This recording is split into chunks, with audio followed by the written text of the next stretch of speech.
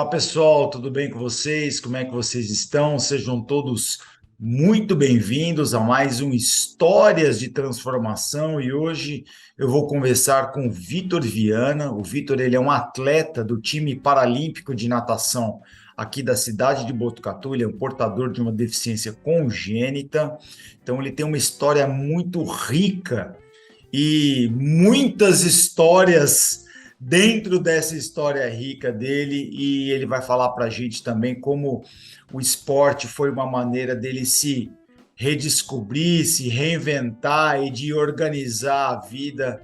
E ele tem uma linda história de transformação também para dividir com todos nós, tá bom? Então eu agradeço por vocês estarem assistindo esse vídeo. Sigam-nos também nas nossas redes sociais, na página do Facebook e lá no Instagram, no @Transpire Transforme. Deixe seu like nesse vídeo, se inscreva no nosso canal, nós temos vídeo novo toda semana por aqui, tá bom? E deixe nos comentários aquilo que você achou, se você, por acaso, ficou com alguma dúvida que a gente possa esclarecer, tá legal? Um ótimo papo para todos nós. Tenham uma excelente experiência e assistam e se deleitem com essa história de transformação do Vitor, que realmente é muito, muito rica e sensacional. Tá bom? Valeu! Olá pessoal, tudo bem com vocês? Como é que vocês estão? Sejam muito bem-vindos a mais um vídeo do canal Transpire Transforme. E hoje eu estou aqui com o Vitor. Nós vamos no quarto episódio da História de Transformação. E o Vitor vai contar um pouco da história dele e como que o esporte tem transformado a história dele até aqui. Então, boa noite, Vitor. Valeu, obrigado por você ter topado participar aqui. E vamos lá, né, cara? Vamos começar já direto no assunto. Então, fala um pouco de você, da tua história, fala um pouco da tua deficiência, né? E como é que é a tua rotina aí? Como é que foi a tua rotina, a tua história? Fábio, obrigado aí pela oportunidade e ceder o espaço para contar minha história, contar um pouquinho sobre a minha equipe. Então, meu nome é Victor Viana, eu tenho 23 anos, recém-completado, completei agora dia 9 de agosto, e a minha deficiência é artrogriposa. Eu sou atleta de natação paralímpico há alguns anos, desde 2011 eu comecei a competir, mas a minha deficiência é uma deficiência congênita. Nasci lá em 99, lá nessa época ainda era um pouco complicado, era algo novo, né? Você ter uma pessoa deficiente na sua família. Até um tempo atrás, as pessoas tinham aquele preconceito, né? Que o deficiente só tinha que ficar em cima de uma cama, era meio escondido. Ainda mais onde eu nasci. Eu sou do Amazonas, eu sou de Manaus. Quando eu nasci, como era bem recente isso, da deficiência. Tinha poucas pessoas que sofriam com isso e ainda tinha um preconceito muito grande. Não que hoje não tenha, mas Sim? naquela época era bem maior. Meu pai me conta que ele ficava super revoltado, porque quando ele estava me carregando no colo, as pessoas ficavam apontando, ficavam olhando. E o engraçado é que ali, a partir dele, quando ele aceitou aquilo, quando ele percebeu que quem tinha que me amar era ele e minha mãe, ele falou que as pessoas pararam de olhar, pararam de apontar, pararam de se importar. E eu acho que isso é muito interessante, eu trouxe para minha vida. Qual que é a tua deficiência, Vitor? Explica qual que é a tua limitação. Eu tenho artrogriposa, é uma deficiência física, ela Ah, atingiu os nervos. Eu tive que fazer 8 cirurgias para conseguir andar. São pouquíssimas pessoas que têm artrogripose e conseguem andar. Ela é uma deficiência que geralmente atinge os membros superiores. Só que o tá. meu, ele atingiu o inferior. Quando ela atingiu o membro inferior, geralmente atinge os dois, superior e inferior. O meu só foi inferior. Ela não tem uma causa explicada do que acontece. Uns falam que é falta de espaço na barriga, outros só falam que é uma malformação, enfim, ainda não tem uma explicação para isso. E para mim também, tudo bem, já aconteceu, acho que uma explicação agora não faz muito Não vai sentido. mudar nada. Tem outros casos na sua família ou nenhum caso Ó, relatado? na minha família, eu sou o neto mais velho da minha avó, quarto de mãe, minha avó Aham. materna. Depois de mim nasceu o meu primo Lucas, que ele também tem uma deficiência física, só que a Uhum. dele é nos membros superiores. Não pergunta qual é o nome, eu não sei dizer. Ele nasceu com uma deficiência nos braços, não é artrogripose, Tá, os braços dele são encurtados. E, e só foi nós dois. Na verdade, antes disso, não tem caso, assim. O irmão da minha avó, ele tem uma deficiência visual, mas não tem correlação uma coisa com a outra. tá. Acho que só foi mesmo coincidência. É. E você tem mais irmãos, não? Não, eu sou filho único. Tá. Então, e aí, então foi um baque ali para os teus pais, né? Quer dizer, você falou aí de maneira interessante, aí talvez a coisa já começou antes de você ter a tua história, já começou nos seus pais, né? De ter Começou que aceitar todo esse processo, adaptar a casa, a rotina, tudo, a uma criança portadora de deficiência e aceitar isso, né? eu acho que a maior dificuldade, na verdade, é a aceitação, né? Ninguém tem um filho esperando ou achando que ele vai nascer com algum tipo de deficiência, algum tipo de dificuldade. Ninguém Sim, imagina isso. Seja deficiência física, seja intelectual, visual, ou até mesmo algum tipo de problema de saúde. Ninguém sim. espera isso. É claro que hoje é muito mais fácil você diagnosticar isso do que em 99. E, e como não deu para diagnosticar isso em 99, ninguém sabia. Então foi bem uma surpresa mesmo quando eu nasci. E foi uma surpresa para a família inteira, mas assim, nunca tive caso de preconceito com a minha família. Minha família sempre foi muito aberta com isso. Na verdade, sempre me trataram muito bem e nunca me trataram como uma pessoa com deficiência, que é uma coisa que eu sempre falo muito, que o meu medo era que as pessoas me tratassem como se eu fosse um bebelô, algo que se põe na estante, ninguém pode tocar, ninguém pode falar, ninguém pode brincar, porque é algo muito difícil. Na verdade, a minha família me ajudou muito nesse quesito de aceitação, porque eles me tratavam como se eu não tivesse nada. Assim como existem as brincadeiras com a pessoa que é alta, baixa, magra, gorda, eles faziam a mesma coisa comigo e isso aí me ajudou muito na minha aceitação. De eu olhar e falar só que eu tinha uma diferença assim como qualquer outra pessoa tem. Uns são negros, outros são brancos, outros são loiros, outros são ruivos. Então todo mundo é diferente. E É, quando eu percebi que a minha diferença só era uma dificuldade física, para mim foi quando eu tive o estalo. Eu fui andar quando eu tinha mais ou menos uns 8 anos, e foi quando eu conheci a natação. Eu fazia fisioterapia, e lembra aquele rapaz da família, que é irmão da minha avó, que ele tinha uma deficiência visual? Ele foi atleta paralímpico. Ele foi atleta que foi para mundial, esse tipo de coisa, e ele indicou esse técnico dele, o Joaquim Filho, que eu muito a agradecer a ele. Quando eu fui para conhecer lá o local, ele começou a me treinar, mas ele era mais uma questão de tratamento, essa parte de aquaterapia, né? aham. E eu comecei a fazer tratamento com ele e eu usava uma tala no meu pé, na minha perna, para dar uma sustentação. Com uma semana de natação, eu tirei a tala. Eu não precisava mais dela. Que coisa, hein, cara? Então a natação, tipo assim, foi uma peça fundamental. Ela não tinha projeto de ser atleta. Acho que, na verdade, ninguém que é atleta paralímpico olha e fala, nossa, eu queria virar um atleta. Aí simplesmente as coisas acontecem. É. E, e aí eu comecei a andar, eu me dei tão bem com a natação foi um tratamento tão bom para mim, que eu parei de fazer fisioterapia, né, nesse quesito de tentar ajudar, de Sim, reabilitação, a natação uma já foi o suficiente. fisioterapia convencional, né? Exato. Então eles falaram, ó, só continua nadando. O nosso trabalho aqui já encerrou. E, e aí eu comecei a natação. Quando foi por volta de 2011, que aconteceu mais ou menos a minha transição de atleta. De eu passar de um tratamento e ter a oportunidade de começar a treinar de verdade. E você começou quando? Quando que foi o teu começo, Renata? Você tinha quantos? 14 anos? Você falou? Para competição ou quando eu comecei meu Você tratamento? começou mesmo. Teu início, teu Olha, primeiro contato com a natação. eu comecei como tratamento com a natação quando eu tinha ali por volta de uns 8, 9 Ah, você anos. começou já logo depois de toda essa fase tua de Sara aí, essa fase mais Sim, sim, logo sim. depois, Na né? verdade, no próprio Sara, eu já fazia ali uns Já fazia um trabalhos pouco. meio que dentro da Tá. piscina. Quando eu era novinho, eu também fazia algumas coisas, mas nunca teve essa intensidade, né? A natação sempre foi ali só mesmo como um mini tratamento.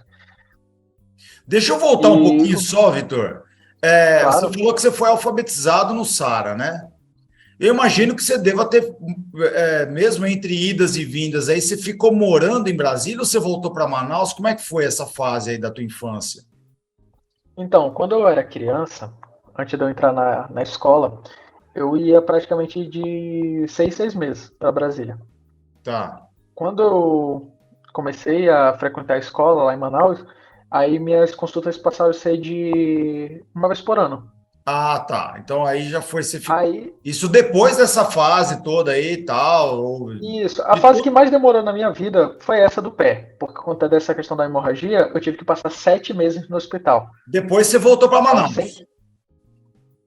Depois eu voltei para Manaus. Então, sempre eu Entendi. tinha essa de ida e vinda. A minha primeira cirurgia no Sara foi bem rápido, foi assim, coisa de um mês. E aí, essa, quando eu tinha 6 anos, que foi a que demorou mais por conta de ser uma cirurgia mais complexa e por Entendi. conta da complicação que deu. Então, durante todo esse tempo, eu morei no Hospital Sara. Entendi.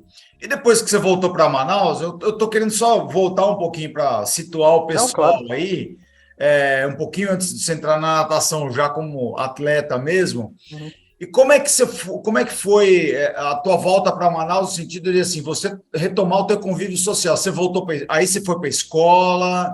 Como é que foi essa parte aí da tua vida aí, cara? Como é que foi? O pessoal da escola aí foi tranquilo, te aceitou bem, ou até aquela coisa de molecada mesmo que não perdoa? Como é que isso foi para você? Como é que isso mexeu a tua cabeça? Ah, ok. Aí é uma parte interessante, né? Eu estou tentando resumir, que é uma vida muito longa. Sim. Por exemplo, eu me afoguei com um ano, eu fui dado como morto por causa de um afogamento. Então, eu acho que eu ganhei superpoderes e agora eu nado. Bom, se você tem sete É, vidas, você já gastou umas 6,5 aí. eu acho que eu já gastei umas 4. Assim, tranquilo. Mas nessa questão de volta, eu fui alfabetizado, então fiz a primeira série. Na verdade, foi na época bem de transição de alfabetização, né? Não tinha mais primeira série, era alfabetização. Tá. Quando eu voltei, foi bem tranquilo, assim. Meus pais, eu recebi na época o INSS, a aposentadoria, e meus pais sempre investiram em mim no quesito de educação. Então, toda a minha aposentadoria ia para um colégio particular, eles sempre tiveram esse medo de que eu sofresse algum tipo de preconceito. Ah, que legal. Só que, olha como é que a história é engraçada. Eu não lembro exatamente a idade, mas eu tinha acabado de fazer a cirurgia. Eu fui para um colégio, eu tinha acabado de fazer a cirurgia, assim, era um colégio novo. E, é claro, a molecada estranha, mas a criança, ela é inocente. Ela não tem essa malícia dentro dela.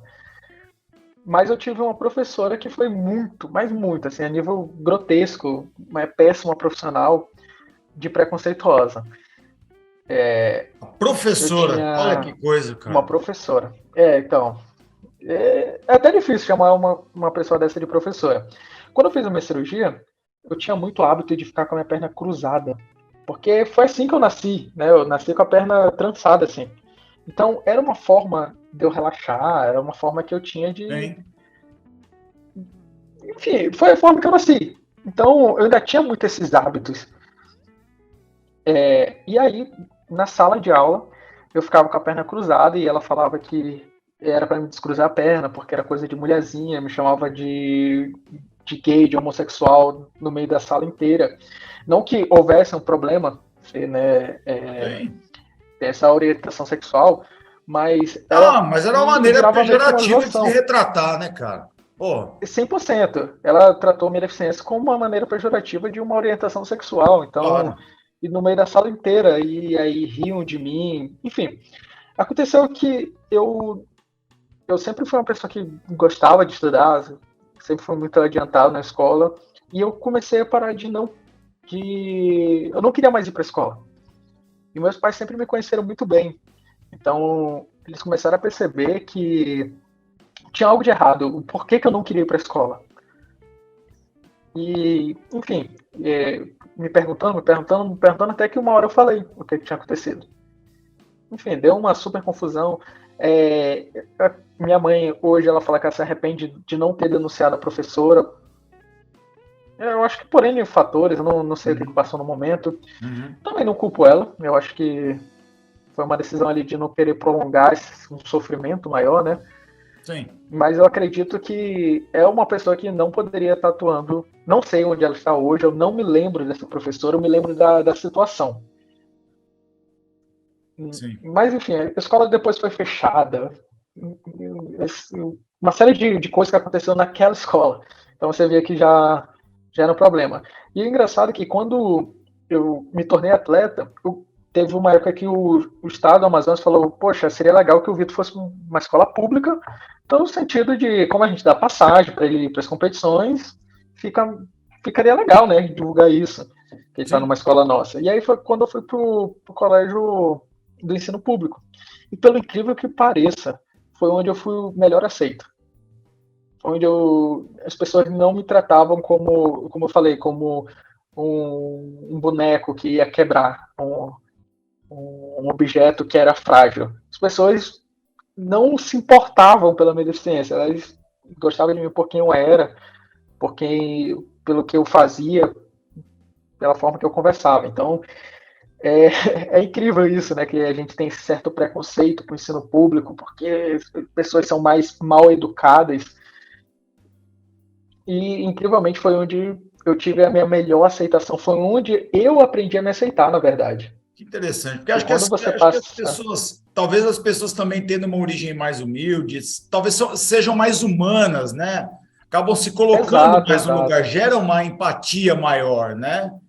Então, Vitor, como é que começou a tua parte competitiva da natação lá em Manaus ainda? Como é que você começou a competir? Então, a natação ela entrou na tua vida a princípio como uma ferramenta de reabilitação, fez parte do teu processo de recuperação ali de todas as tuas cirurgias e tudo mais, mas aí ela sai da parte recreativa e ela passa efetivamente para a parte de competição. Então, como é que você começou a encarar a natação efetivamente como um esporte competitivo e como é que foi o teu início da natação lá? Então, quando chegou mais ou menos em 2011, eu estava ali com meus 12 anos, é, eu podia entrar naqueles jogos escolares, né? Lá em Manaus era o GES. E aí foi minha primeira participação, ter esse contato com uma competição de natação. Eu nunca tinha nem assistido uma e participei. E naquele momento foi algo que abriu meio que um novo universo, né? Um novo mundo para mim. E logo posteriormente eu vim para os escolares paralímpicos brasileiro, que foi aqui em São Paulo. Foi a primeira vez que eu tive contato com São Paulo. E daí por diante. Aí foi. Todo ano eu tinha esses escolares, comecei a nadar uns regionais, Norte e Nordeste, e fui aumentando essas competições, até que eu cheguei a oitavo do Brasil, e aí eu tinha a possibilidade de participar do Campeonato Brasileiro, o absoluto. Tá. E eu já conhecia, acompanhava muito a Cecília, o trabalho que o Marcel fazia sem conhecer o Maceió. Então a Cecília sempre foi uma referência muito grande para mim. E eu ficava imaginando, né? Tipo assim, pô, a menina tem a minha idade, tá na seleção. O que ela tem, eu quero ter também. No quesito legal, né? Não da inveja. Eu Claro, quero alcançar isso também. uma referência só, né?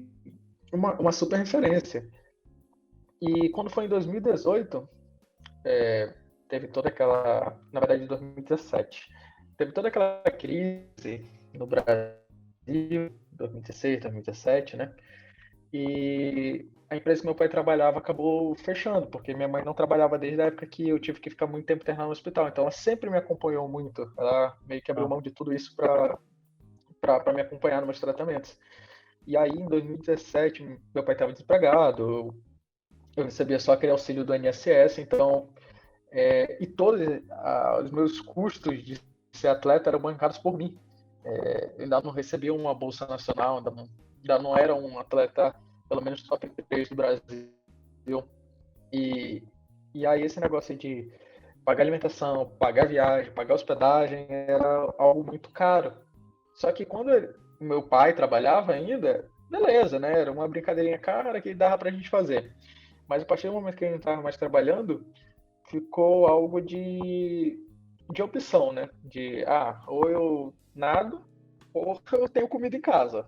Não tem como fazer os dois. E lá em Manaus até a piscina eu pagava, então era uma parada bem complicada. Lá o esporte não apoiava tanto.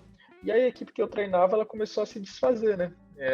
Não tinha recurso e tinha pessoas até muito mais carentes do que eu. E começaram a sair.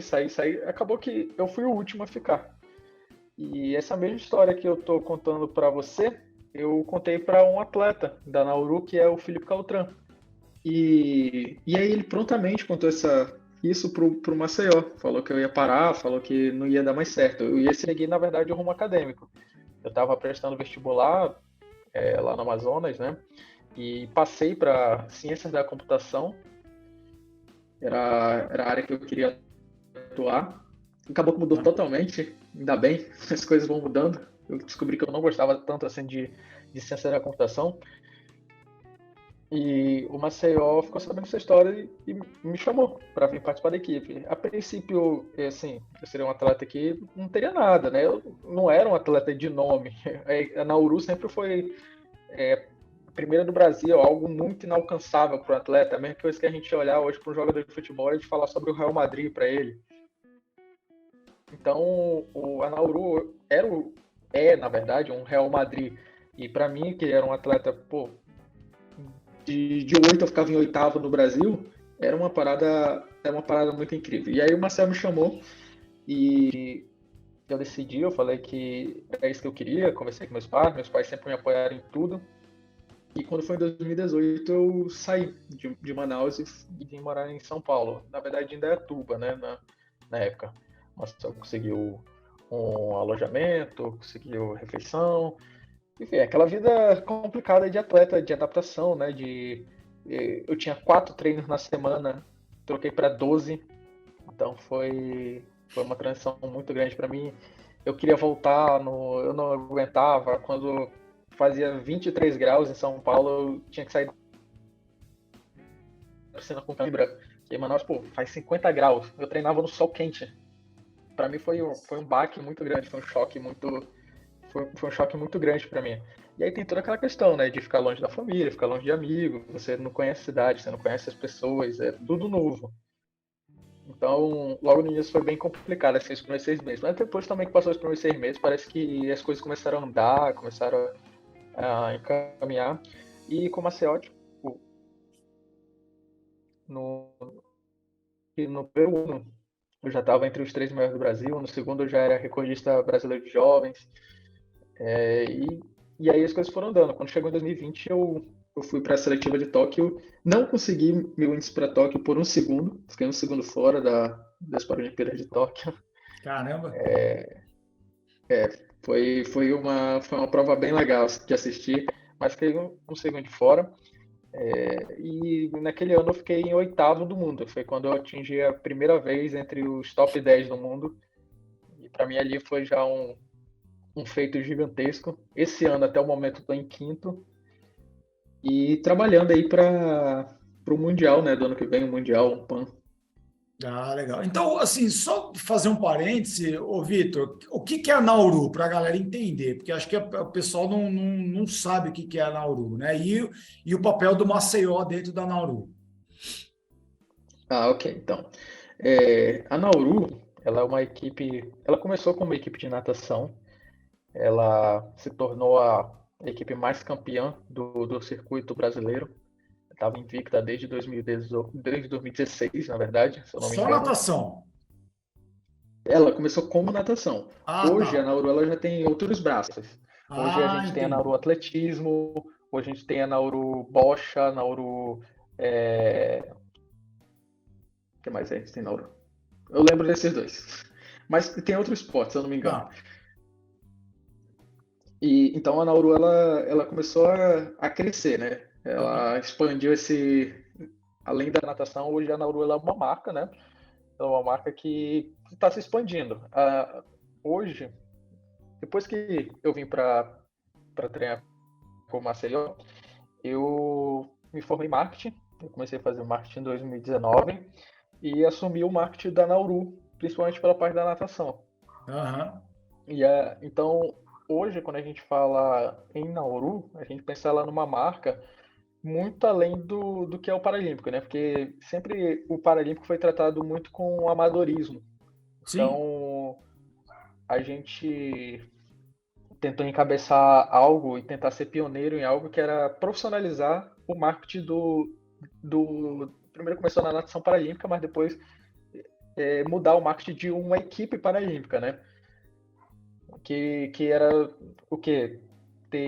Além de bons resultados, divulgar esses bons resultados, né? Ter algo bem profissional, conversar como se fosse realmente uma marca forte, não somente naquele quesito de nossa, ajuda a nossa equipe porque são deficientes, não, ajuda a nossa equipe ou entra como patrocinador da nossa equipe porque a gente tem uma equipe de alto sucesso e com uma escalabilidade muito grande, né? Que se a gente for olhar as Olimpíadas, de 2016 para 2020, o salto foi de 40% em espectadores nas Paralimpíadas. sim. Então, isso aí é algo que vai se encaminhar, é algo que vai crescer. Quando a gente começou a apresentar isso, do sentido de as pessoas não estão enxergando isso, que era o Paralímpico ser algo assistível, né? Porque antigamente, cara, ninguém ligava para a Olimpíada, ninguém ligava para. Se ninguém ligava para uma Olimpíada, imagina para uma Paralimpíada. E quando veio 2016, virou essa chavinha, né? Acho que por ser dentro de casa, deu aquela mudada. Na verdade, eu acho que em 2012, 2012 já estava nessa mudança de audiência, da galera sair um pouco mais de um esporte, que era o futebol, que é o maior esporte do mundo, e começar a migrar para outros esportes, conhecer novas histórias. O atletismo se tornou uma coisa muito grande, a natação, com Michael Phelps, Daniel Dias, e aí a gente começou a olhar para esse outro lado e tornar algo mais profissional, realmente, né? Sim. Começar a ter uma equipe com força, uma equipe com nome, não simplesmente uma equipe para gerar pena, mas ser uma equipe que ela traz resultados. E a gente sendo pioneiro nisso, depois outras equipes começaram a se inspirar e fazer a mesma coisa. Hoje a gente tem umas equipes bem voltadas para. Tem equipes que têm equipes de marketing para trabalhar com isso, mas a Nauru foi bem pioneira. E o Maceió, ele é o técnico mais ou menos gestor da equipe toda, ele é o cabeça, o Marcel foi quem iniciou, o Antônio Luiz. Para mim, ele é um cara sensacional, uma inspiração incrível, não só como técnico, mas como pessoa. Ele quebra muito as quatro paredes de técnico, ele vai muito além disso. E ele que hoje nos treina aqui, eu acho que eu tive a oportunidade de ir para outros locais, quando a gente teve a questão de demissão lá em Dayatuba, eu tive essas possibilidades de ir para outras equipes e mesmo assim, mesmo sem nada, eu preferia estar com o Marcelo. Se ele foi a primeira pessoa que me deu oportunidade quando eu não era ninguém, não tinha por que eu trocar, e eu falei para ele que eu só treinava com ele o resto da minha carreira como atleta. E como é que a Nauru veio parar em Botucatu? Porque Botucatu não estava nesse eixo, né, do Paralímpico, né? Então, como é que a equipe veio para cá e vocês se instalaram aqui? Legal. Em 2020, no ano olímpico, em 2021, né? Porque foi atrasado para 2021 por conta do Covid. Uhum. A prefeitura de Indaiatuba cortou o orçamento para todos os atletas paralímpicos de alto rendimento, no caso nós, e a gente teve que, sim, se virar, né?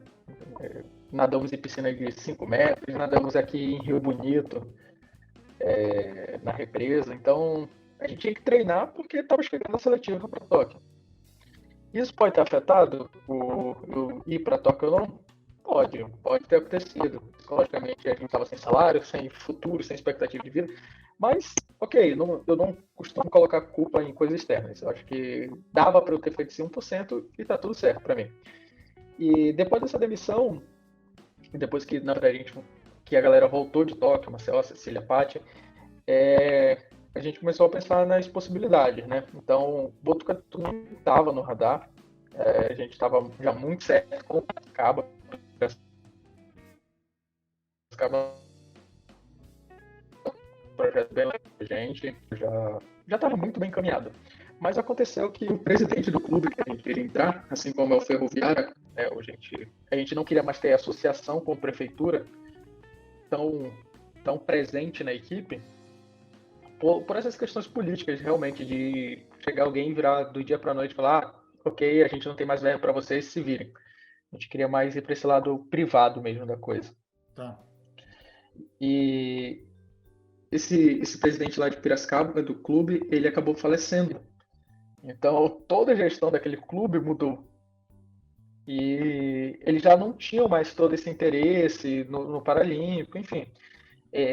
Precisava se organizar de outra maneira e naquele momento não era a prioridade deles. Né? Porque está mudando uma gestão, então sempre tem que olhar para outras coisas. Sim. E foi aí que surgiu o Botucatu. Do dia para a noite, falaram, a Ferroviária quer abraçar essa ideia, quer trazer essa questão do Paralímpico, quer mudar a visão deles diante de atletas profissionais. E vai ser o Botucatu. Foi uma surpresa para todo mundo. Ninguém estava esperando Botucatu. A gente, mesmo tendo treinado aqui no mesmo ano, a gente não esperava que isso fosse acontecer. Porque tinha Santos, tinha Campinas, tinha tanta cidade, tinha São Paulo. Então Botucatu nem entrava nessa realidade. E aí foi assim que a gente acabou vindo para cá, por causa de um corte de verba e oportunidade de um clube, né? Um clube quis abraçar a ideia, quis investir nisso. E hoje a Nauru, na verdade, além dela ter outros esportes, ela tem outros polos. Hoje a gente tem polo somente de natação em Brasília, São Paulo e Curitiba. Então, hoje a Nauru, ela é a equipe, eu acho que mais espalhada pelo Brasil, e a nossa ideia, na verdade, é ter um polo em cada estado do Brasil. Essa equipe tem que ter uma Nauru em Manaus, tem uma Nauru em Maceió, tem uma Nauru em Natal, e ter esses polos para quando a competição se junta, né? E aqui em Botucatu são quantos atletas na equipe? Aqui em Botucatu nós somos 10 atletas. 2 são de Botucatu, o resto é todo mundo de fora. Isso. Desculpa, quem é de Botucatu? A gente tem 2 pessoas aqui de Botucatu. O Anizinho e o Alexandre. O resto é todo mundo de fora. Ah, entendi. E aí também tem pessoas com vários tipos de deficiência, né? Sim. A gente tem aqui todo tipo de deficiência, todo tipo de categoria. Então a gente vai do intelectual ao visual, ao físico, o físico mais grave, o físico mais baixo, problema de coluna, deficiente que usando paralisia cerebral mais séria. A gente tem todas essas formas de pessoas, né? Todos esses diferenciais de pessoas. Isso é bem bacana, porque a gente tem o mesmo treino para todo mundo e tem adaptações para cada um, né? Então, eu, no caso, nado somente braço, eu faço um treino do André que nada batendo perna, que a Cecília que bate um pouco menos de perna. Enfim, tem essa polarização legal aqui na equipe. Ah, legal. Não, eu tinha trocado algumas mensagens com o Maceió, só pelo WhatsApp, não conhecia pessoalmente. Aí ele me falou os horários de treino, coincidiu um horário que eu podia, eu fui um pouco antes para assistir um pouco do treino e poder conversar com o Maceió no final.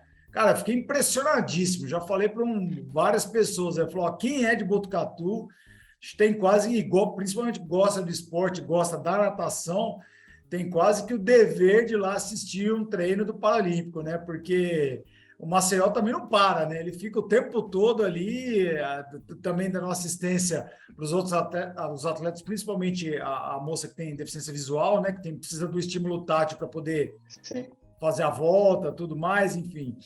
Então, é muito legal, né? Porque a gente que não tem nenhuma deficiência, pô, como a gente reclama, né? A gente faz corpo mole, tá, hoje eu tô cansado, hoje eu não quero, hoje eu não tô afim, hoje eu tenho outras coisas para fazer, e ver vocês treinarem realmente é um estímulo sensacional, né? Falar, cara, a galera tá aqui, a galera tem problemas de deficiência, né? Que se estende a vida toda, né? É uma vida com algum grau de limitação, mas essas pessoas vêm aqui e se superam lá. E você contando toda essa história, que a maioria das pessoas é de fora, nem daqui da cidade é. Então tem toda essa construção da vida, né? Por causa da deficiência, mas isso, pô, possibilita vocês praticarem o esporte e serem um modelo para tanta gente, né? E aí, Vitor, fala para a gente, para a galera aí, eu acho que isso é um ponto bem legal, bem prático para as pessoas que estão vendo, assim, como você acha que seria a tua vida sem o esporte? Né? O que a natação, especificamente, ela te proporcionou, em termos, eu acho que vai muito sabe, da restauração não só da tua autoestima, da tua confiança, mas em termos de dignidade, cidadania, como o esporte transformou a tua vida? Então, essa é uma pergunta bacana. E quando a gente para pensar em atleta, muitas pessoas olham somente o futebol como um atleta profissional, né? Sim. E não é bem assim. Então, quando eu falo que eu sou atleta, a galera geralmente pergunta: ah, mas você trabalha? Você faz outra coisa? Você estuda? Sei lá. É bem comum isso. E eu entendo essa curiosidade, essa falta de entendimento. E o que o esporte fez na minha vida foi radical. Eu, como eu falei no início, eu nasci em bairro de periferia, eu nasci, assim, não vou dizer assim muitas oportunidades, que eu sempre acreditei em meritocracia, no quesito de quem faz a oportunidade sou eu. Então, sei lá, se eu quero ser um juiz, eu vou estudar para ser um juiz. Se eu quero ser um atleta, eu vou treinar para ser um melhor atleta. Independente do ambiente que eu tô. É claro, eu vou ter minhas limitações. Como eu tinha lá, eu tinha 4 na semana de 1 hora. Então, eu consegui chegar ao oitavo do Brasil com o que eu tinha. Hoje que eu tenho esse leque de oportunidades, tenho um profissional excepcional comigo, uma equipe excepcional, eu consigo mais longe. Então, claro, muda a sua autoestima. Você começa a conviver com pessoas que têm mais deficiência que você e começa a entender como é que cada uma vive sua vida e vai levando no sentido de, cara, a minha vida não é tão complicada assim. Existem vertentes piores. Cada um tem a sua limitação. A gente tem a Raquel, que é deficiente visual, daí a gente fica pensando, cara, como é que alguém não consegue enxergar um palmo na sua frente? Como é que seria a minha vida se eu não conseguir enxergar? Um dia desse a gente fez um treino de olhos fechados para ter essa percepção. Então, você vai começando a conviver com pessoas que têm dificuldade, menos dificuldades ou mais dificuldades, mas cada um tem o seu diferencial, cada um vai ter um ponto que afeta um pouco mais. Se você pegar a Cecília, um exemplo, ela anda sem mancar, sem nada, mas você pega a coordenação dela com o braço esquerdo, se lançar uma bola para ela, ela não consegue pegar, mesmo não aparentando nada. Então, você vê que tem essa diversidade, né, de pessoas. Então, você aprende a conviver com você, com a sua deficiência, com quem você é, né? Acho que quando você vive num meio onde não existem pessoas parecidas com você ou que talvez sofram a mesma dificuldade, você acha que você é diferente, você é errado. E aí, quando eu comecei a conviver no meio paralímpico, eu comecei a entender que eu não estava errado, que eu era só um diferencial meu, assim como eu falei, né, no início, uns são brancos, são baixos, são magros, existe uma infinidade de diferenças, todas as pessoas são diferentes, e aí você começa a perceber que a sua deficiência só é uma diferença, não é algo que vai ninguém, pelo menos eu, para mim, de as pessoas olharem o Victor, sei lá, o Victor, o bom atleta, o Victor inteligente, não o Victor, nossa, coitadinho do Vitor, ou o Vitor que é deficiente físico. Eu não quero que as pessoas lembrem disso a primeiro momento que pensarem em mim. Assim como, sei lá, você não quer que as pessoas lembrem de você do Fábio que usa óculos. Não é isso que te define. Exato. Não, muito legal. Isso é muito, muito bacana mesmo. E você vê como o esporte foi esse meio de integrar todos vocês, né? E aí, como você falou, ainda te leva, te proporciona essa reflexão de poder ver as limitações dos outros, se colocar no meio deles, e aí a gente acaba tendo um outro olhar, né? Às vezes até de muito mais de gratidão e abraçar as oportunidades que a gente tem, do que de ficar reclamando, eu poderia ter feito isso, poderia ter feito aquilo, minha vida poderia ter sido assim, poderia ter sido assado, e a gente tem que Exato. trabalhar com o que a gente tem, né, cara? Mas é De vez em quando eu fico sensacional. imaginando que se eu não tivesse ido para São Paulo, né, hoje, sei lá, eu teria já me formado em ciência da computação, não sou muito de desistir, mas que eu não gostasse, eu teria continuado. Como é que estaria assim minha vida, né? De vez em quando eu fico pensando nas possibilidades. Acho que a melhor escolha que eu fiz foi realmente o esporte. O esporte já tem um período muito curto de tempo para ser atleta.